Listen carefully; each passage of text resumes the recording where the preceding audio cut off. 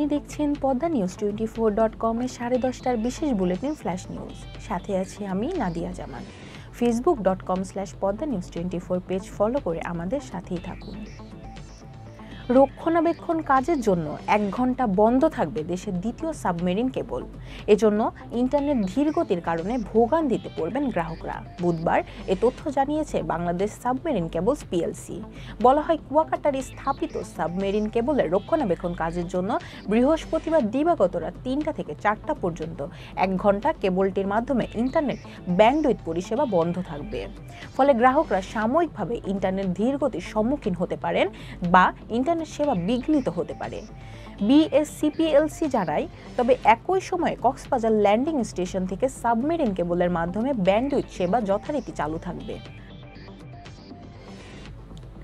প্রধান নির্বাচন commissioner CEC নিয়মিত বেতন ভাতা পাচ্ছেন, তবে তা আরও বাড়ানো হবে কিনা তা নিয়ে কথা বলছে মন্ত্রিসভা।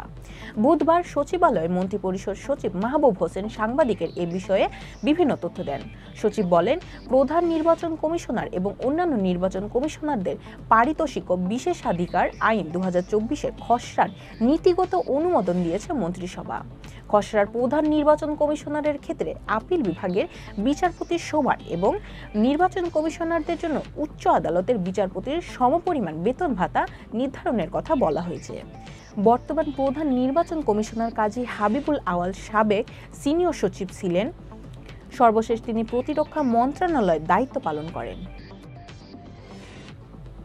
বিএনপির সিনিয়র যুগ্ম মহাসচিব অ্যাডভোকেট রুহুল কবির রিজভী বলেন, বিএনপির কেন্দ্রীয় কমিটির সাংগঠনিক সম্পাদক ও সাবেক সংসদ সদস্য এম ইলিয়াস আলীকে ফিরে পাওয়ার অধীর অপেক্ষায় আজও প্রহর গুনছেন তার স্ত্রী, সন্তান, পরিবারসহ দেশের অগণিত নেতাকর্মী। বুধবার ঢাকার নয়াপল্টনে আয়োজিত ব্রিফিংয়ে তিনি কথা বলেন। রিজভী বলেন, ইলিয়াস আলীর গুমের 12 বছর পূর্ণ হয়েছে। শেখ হাসিনা সরকারের নির্দেশে 2012 সালের 17 এপ্রিল মধ্যরাতে ঢাকার বনানীর 2 নম্বর সড়কের সাউথ পয়েন্ট স্কুল অ্যান্ড কলেজের সামনে থেকে আইন শৃঙ্খলা বাহিনীর সদস্যরা গাড়ি চালক আনসার আলী সহ তুলে নিয়ে যায় ইলিয়াস আলীকে।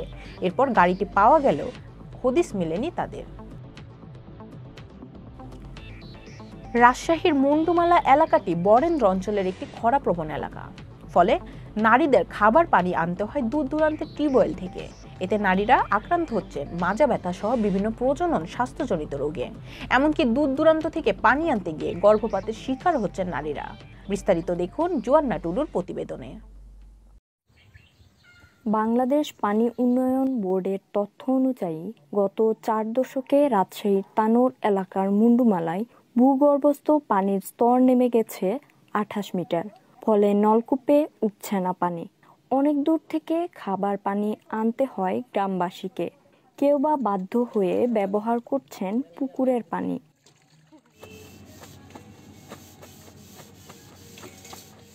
মাথা ব্যথা করতো মাজাটা, আর এই যে পেট ব্যথা করতো, এই দুটা খুব সমস্যা লাগতো। হ্যাঁ, বৃষ্টির দিনে পানি আনার সময় তো সমস্যাই হয়। পা পিছলে পড়ে যাওয়ার সম্ভাবনা তো অবশ্যই থাকবে। পানির এই ভোগান্তিতে সবচেয়ে বেশি সমস্যায় পড়েন প্রসূতিরা। পেটে বাচ্চা নিয়ে পানি আনতে গিয়ে স্বাস্থ্য সমস্যায় পড়ছেন তারা। আবার পুকুরের নোংরা পানি ব্যবহার করায় বাড়ছে রোগ। দূর থেকে পানি নিয়ে আনতুন, মাজা ব্যথা করতো, কোমর ব্যথা করতো। পানি নিয়ে আসলে রাতের বেলা এই যে আপনার পেট ব্যথা করে, হাঁটতে পারি না।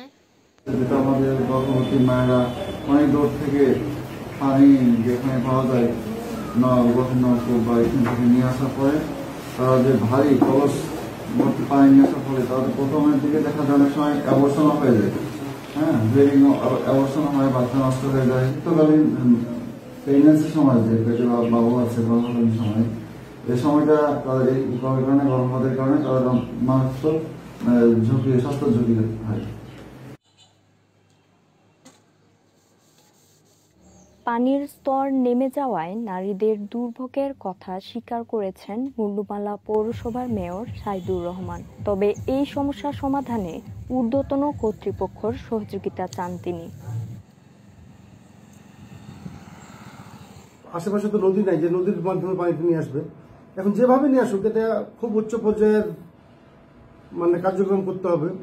হয়তো মুন্ডমালা পৌরসভার পক্ষে আদৌ কোনো সম্ভব হবে না, এটা আমার ধারণা, যে এত ব্যয়বহুল প্রকল্প তৈরি করে আমি আমার এই 40,000 জনগণকে, আমাদের এই মা বোনদের নির্বিঘ্নে সুপ্রিয় পানি খাওয়াবো, এটা মনে হয় আমার পৌরসভার পক্ষ থেকে আদৌ সম্ভব নয়। এটা যদি সুনজর আমাদের ঊর্ধ্বতন কর্তৃপক্ষ না দেখেন।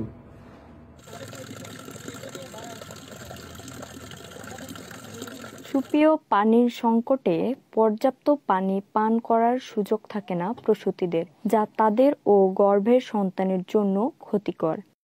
জর্না টুডু, পদ্মা নিউজ, মুন্ডুমালা, তানোর, রাজশাহী। আওয়ামী লীগের সাধারণ সম্পাদক এবং সড়ক পরিবহন ও সেতুমন্ত্রী ওবায়দুল কাদের বলেছেন, বিএনপি সহ স্বাধীনতা বিরোধী সব অপশক্তিকে প্রতিহত করা হবে।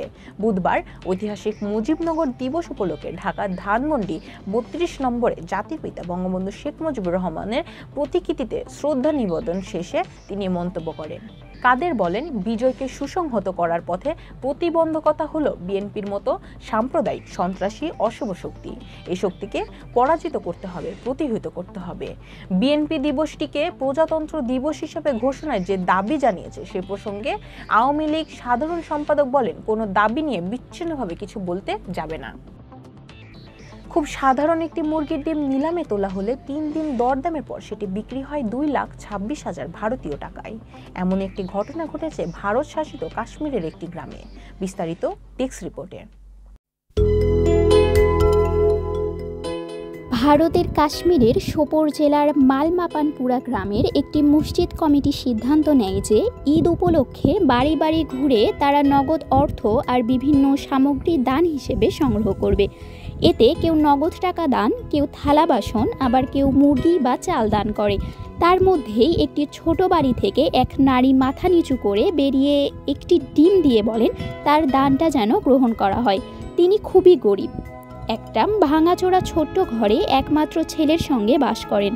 তার দান করা একটা সাধারণ ডিম ছিল সেটি, যা মাত্র ভারতীয় 6 টাকা দামের। কিন্তু অত্যন্ত গরিব ওই নারী যে আবেগ নিয়ে আল্লাহর নামে দান করেছিলেন, সেইটাই ওই ডিমটাকে অমূল্য করে তুলেছে। ডিমটাকে নিলামে তোলার সিদ্ধান্ত নেয় মসজিদ কমিটি। প্রথমেই ডিমটার দাম ওঠে 10,000 ভারতীয় টাকায়, তারপরে দর বাড়ানো হয়। প্রথম দুদিনে 10, 20, 30 ও 50,000 ভারতীয় টাকা পর্যন্ত দর উঠেছিল। শেষ পর্যন্ত সবচেয়ে বেশি দর যিনি দিতে পারবেন তার হাতেই ডিমটা দেয়া হবে বলেও জানানো হয়। শেষ দিনের নিলামে হাজির ছিলেন সোপোরের ব্যবসায়ী দানিশ হামিদ। নিলামে দুবার হাঁক দেয়া হয়েছিল 54,000। একেবারে শেষ লাইনে দাঁড়িয়ে থাকা ব্যবসায়ী হামিদ দর হাঁকেন 70,000 টাকা। এভাবেই মোট 2,26,350 ভারতীয় টাকা জমা হয়। নাসির আহমেদ বলেন, এটা এখন আর একটা সাধারণ ডিম নয়, প্রতীকী হয়ে উঠেছে ডিমটি। ডিমটাকে সুন্দর করে সাজিয়ে রাখার জন্য একটা ভালো ফ্রেম বানাচ্ছেন। তিনি চান এই ডিমের ব্যাপারটা যেন তার পরিবার অথবা যারাই দেখতে আসবেন তাদের কাছে যেন স্মরণীয় হয়ে থাকে। সত্যিকারের অনুভূতির কোনো মূল্য হয় না, আর তাই এই ডিমটা তার বাড়িতে সবসময় সাজিয়ে রেখে দেওয়া হবে যাতে ভেঙে না যায়। পরিকল্পনা ছিল পবিত্র ঈদ উল ফিতরের মুক্তি দেওয়ার। ডেড বডি সিনেমার পরিচালক মোহাম্মদ ইকবাল প্রচারণাও চালাচ্ছিলেন সেভাবে। এর মধ্যে তিনি জানতে পারেন ঈদে মুক্তি পেতে যাচ্ছে 11টি সিনেমা। সিদ্ধান্ত বদলে ফেললেন এই নির্মাতা। মুক্তি দিলেন না ঈদে, এবার জানা গেল সেই ডেড বডি সিনেমার মুক্তির তারিখ। সব ঠিক থাকলে 3 মে দেশের 100 হলে সিনেমাটি মুক্তি পাবে। নির্মাতা ইকবাল বলেন, ঈদের ছবিটি মুক্তি দিলে ফলাফল হতো খারাপ। এমনিতে 11টি ছবি মুক্তি পেয়েছে, খোঁজ নিয়ে দেখেন কোনো ছবি দর্শক পাচ্ছে না। 3 মে সিনেমাটি মুক্তি দিলে কোরবানির ঈদও পাবেন। ডেড বডি সিনেমায় শ্যামল মাওলা, জিয়াউল রোশন, ওমর সানি, অন্বেষা রায়, মিষ্টি জাহান অভিনয় করেছেন। একসময় রিও ডি জেনেইরোর আমেরিকার ফুটবল ক্লাবের সভাপতির দায়িত্ব পালন করেছিলেন ব্রাজিলিয়ান কিংবদন্তি রোমেরিও। সেলেসাওদের হয়ে 1994 বিশ্বকাপ জয়ী এ তারকা সেই দলটির হয়ে আবারও পেশাদার ফুটবল ফিরেছেন। সেলেসাওদের হয়ে 1994 বিশ্বকাপ জয়ী এ তারকা সেই দলটির হয়ে আবারও পেশাদার ফুটবলে ফিরেছেন। এর আগে 2009 সালে পেশাদার ফুটবল ছেড়েছিলেন। অবসর ভেঙে যখন মাঠে নামার ঘোষণা দিয়েছেন রোমারিও, তখন তার বয়স 58 বছর দাঁড়িয়েছিল। মঙ্গলবার আমেরিকা আর্ট যে ক্লাবের সঙ্গে যুক্তবদ্ধ হন সাবেক ব্রাজিল তারকা। সবকিছু ঠিক থাকলে রোমারিও 18 মে থেকে দ্বিতীয় বিভাগের টুর্নামেন্ট ক্যারিওকা চ্যাম্পিয়নশিপে খেলবেন। হঠাৎ করে আবারও খেলার এই সিদ্ধান্তের পেছনে কারণ নিজের ছেলের সঙ্গে খেলার স্বপ্ন পূরণ করা। গুরুত্বপূর্ণ সব সংবাদ জানতে poddanews24.com এর বিশেষ বুলেটিন ফ্ল্যাশ নিউজ দেখবেন প্রতিদিন সন্ধ্যা 6:30, রাত 8:30 ও রাত 10:30টায়। ফ্ল্যাশ নিউজ দেখতে ফেসবুকে আমাদের ফলো করুন facebook.com/poddanews24 আর ইউটিউবে সাবস্ক্রাইব করুন youtube.com/@poddanews24 চ্যানেলটি। নিয়মিত দেশ বিদেশের আপডেট সব সংবাদ জানতে ভিজিট করুন মাল্টিমিডিয়া নিউজ পোর্টাল poddanews24.com। পরবর্তী ফ্ল্যাশ নিউজ দেখার আমন্ত্রণ জানিয়ে বিদায় নিচ্ছি আমি নাদিয়া জামান। ভালো থাকুন, সুস্থ থাকুন।